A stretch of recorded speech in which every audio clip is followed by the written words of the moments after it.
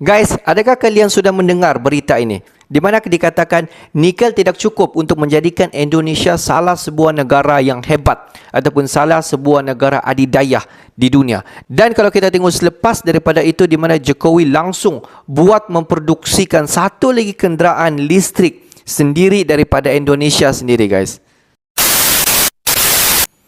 Hello guys, bismillahirrahmanirrahim. Assalamualaikum warahmatullahi wabarakatuh. Allahumma salli ala sayyidina Muhammad wa ala ali sayyidina Muhammad. Guys, selamat datang ke Musa Channel. Ini adalah channel YouTube aku, Musa bin Muhammadirin Channel. Kepada subscriber, kepada viewer di luar sana yang baru saja terjumpa Musa Channel, jangan lupa guys, berikan sokongan kalian kepada channel ini dengan menekan ataupun klik tombol subscribe, like dan komen di bahagian komentar di bawah. Dan kepada subscriber yang selama ini telah pun memberi sokongan kepada Musa Channel, aku mengucapkan ribuan terima kasih guys. Kalian memang mantap, gratis, terbaik. Dan aku sentiasa mendoakan agar semua kalian di luar sana yang sedang menonton video ini, agar dipermudahkan segala urusan, dibukakan pintu-pintu rezeki, dihindarkan, dijauhkan daripada segala malapetaka, dan juga dihindarkan daripada segala fitnah akhir zaman guys. Amin amin ya rabbal alamin. Guys, seperti biasa hari ini kita akan buat sedikit lagi video reaction di channel Bagi-Bagi. Dan kalau kita tengok judul video yang kita akan react hari ini, di mana dikatakan cukup nikel ini untuk menjadikan Indonesia sebagai salah sebuah negara adidaya ataupun salah sebuah negara yang hebat, di mana Jokowi langsung buat kenderaan listrik ini diproduksikan oleh Indonesia sendiri guys. Wow, adakah ini benar guys? Jom kita semak dulu video ini. Seperti biasa di hujung nanti baru kita akan bagi sedikit kita punya reaction ataupun respon mengenai video ni guys. Apa-apa pun jom semak video ni. Wow, apa guys? Nikel, bahan nikel guys. Halo sahabat Bagi-Bagi, nikel tidak cukup buat Indonesia jadi raja dunia. Siap boikot Uni Eropa, borong produksi kendaraan listrik. Kekuatan yang sering tidak kita sadari dan harus saya ingatkan terus, termasuk posisi kita di jalur perdagangan dunia. Kekuatan inilah yang harus kita ingat-ingat terus dalam rangka membangun sebuah strategi besar bisnis negara, strategi besar ekonomi negara, agar kita bisa mencapai visi yang kita inginkan. Top. Ini untuk potensi litium ini kadarnya 99 sampai 280 ppm ini untuk litium. Kemudian untuk strontium ini kadarnya 255 ppm sampai 650 ppm. Nah ini terus kami update terus Mbak datanya, karena data untuk tahun 2022 ini masih dalam analisis di laboratorium kami. Welcome to channel Bagi-Bagi. Sahabat Bagi-Bagi, dengan kekuatan alam dari Indonesia, pastinya kita juga akan membawakan Indonesia ke negara adidaya atau rajanya dunia global. Dengan adanya kekayaan nikel yang berlimpah di Indonesia, membuat hal tersebut menjadi penghasil nikel terbesar di dunia. Tetapi hal tersebut tidak akan membuat Indonesia menjadi negara adidaya, menjadi rajanya global. Indonesia harus punya peluang lainnya, agar Indonesia bisa mewujudkan semua hal kepentingan di dunia ini. Dan salah satu peluang tersebut, adalah memproduksi hal lainnya, contohnya seperti batu bara, baterai kendaraan listrik, dan lainnya. Uni Eropa yang merupakan sekutu dari Barat, berinisiatif ingin juga bersaing, dalam hal tersebut. Memang, kalau negara sudah dianggap tidak lagi bekerja sama dengan kita, pasti mereka akan terus mengganggunya, di luar negeri dan di dalam negeri. Akankah negara barat akan mengacaukannya lagi, seperti kepada produksi nikel? Akankah mereka menghalangi Indonesia, yang ingin menjadi raja, karena negara berkembang? Simak video ini baik-baik, agar kalian tidak salah paham, dan malah menyalahkan Mimin di kolom komentar. Sahabat Bagi-Bagi, sebagai pemilik cadangan nikel terbesar di dunia, Indonesia tak pelak memiliki cita-cita menjadi raja baterai kendaraan listrik, electric vehicle, atau EV dunia. Pasalnya, nikel merupakan salah satu komponen utama pembuatan baterai kendaraan listrik. Namun demikian, memiliki nikel saja dinilai masih kurang cukup untuk membuat Indonesia menjadi raja baterai kendaraan listrik dunia. Dewan Penasihat Asosiasi Profesi Metalurgi Indonesia, Prometindo, Arif Estiamar mengungkapkan, dibutuhkan komponen lain untuk pembuatan baterai EV, seperti kobalt, aluminium, litium, dan sebagainya. Oleh karena itu, Indonesia tidak bisa hanya bergantung pada komoditas nikel untuk bisa mencapai impian menjadi raja baterai kendaraan listrik.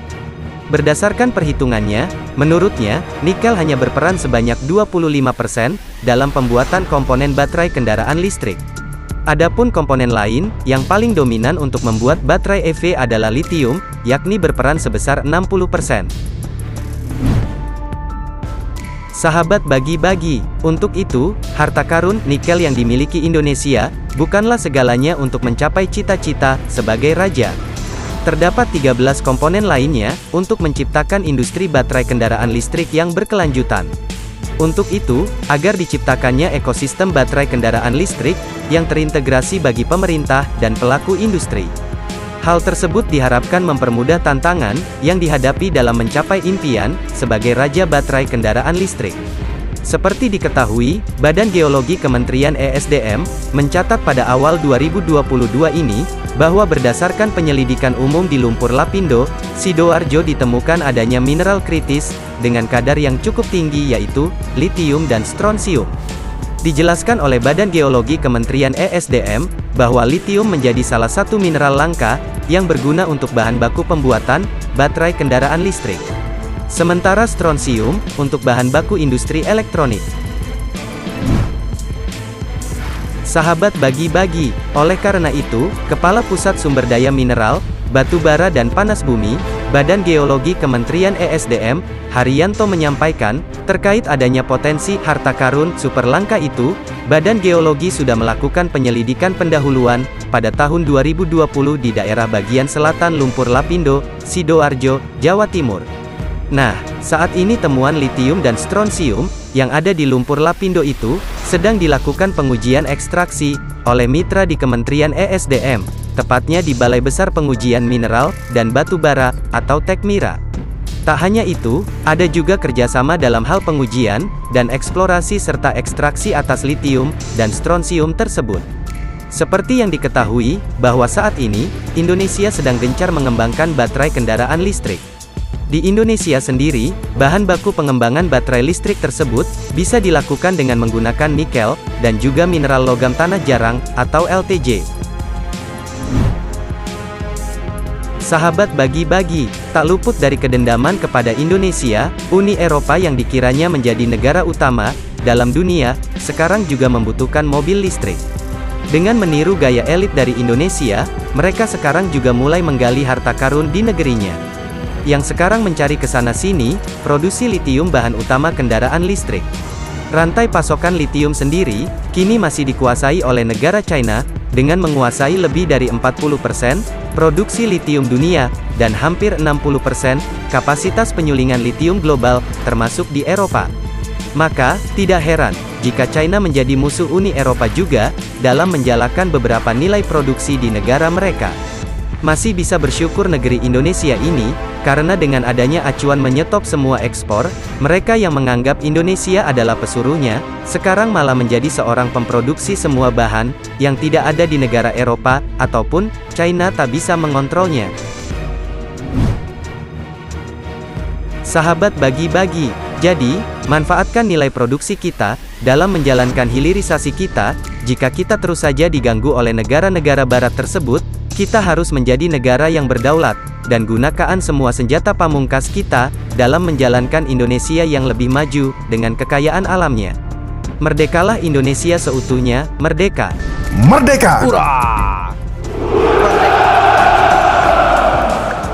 Guys, kalau kita tengok Indonesia ini pengeluaran utama nikel dunia, dikatakan 60% Indonesia mampu untuk mengekspor bahan-bahan nikel di dunia, guys. Di mana kalau kita tengok bukan sahaja nikel, di mana bahan mentah Indonesia yang baru-baru saja ditemukan, bayangkan di lumpur di salah satu kawasan di Indonesia, di mana di permukaan lumpur itu ada terkandung litium dan juga strontium. Dan kegunaan litium dengan strontium ini banyak sekali kegunaan dia di dalam bahan-bahan bateri listrik. Di mana penemuan ini masih lagi dibuat penyelidikan sama ada litium dan juga strontium ini adalah yang memang truly, yang memang original, yang boleh digunakan di dalam listrik. Kalau betul lah litium dan juga strontium ini memang sangat-sangat boleh digunakan, tidak mustahil.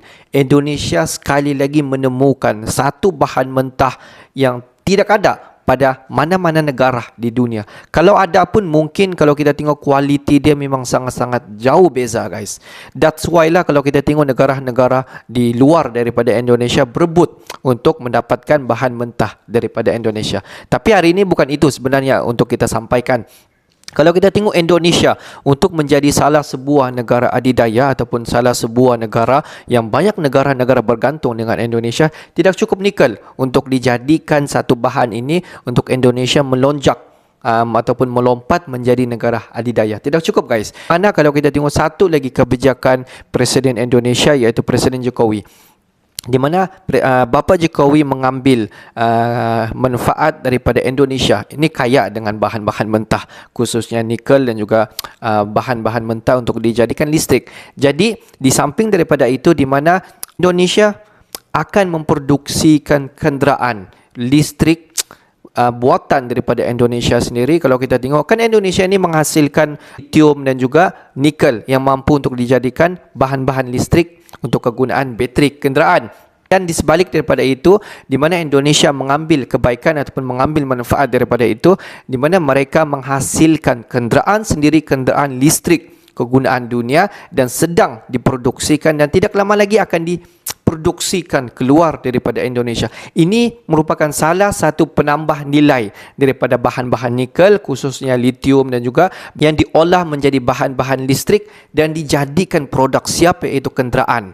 Dan adakah ini mampu? Adakah kenderaan ini mampu untuk diproduksikan secara meluas di seluruh dunia? Pendapat kalian bagaimana? Okeylah guys, untuk hari ini sampai di sini saja sedikit information daripada Musa Channel, dan kepada subscriber, kepada viewer di luar sana yang belum lagi klik button subscribe, please guys to klik button subscribe, like dan komen di bahagian komentar di bawah. Akhir kata daripada Musa Channel, thanks for watching my video. Assalamualaikum warahmatullahi wabarakatuh guys. See you the next video guys.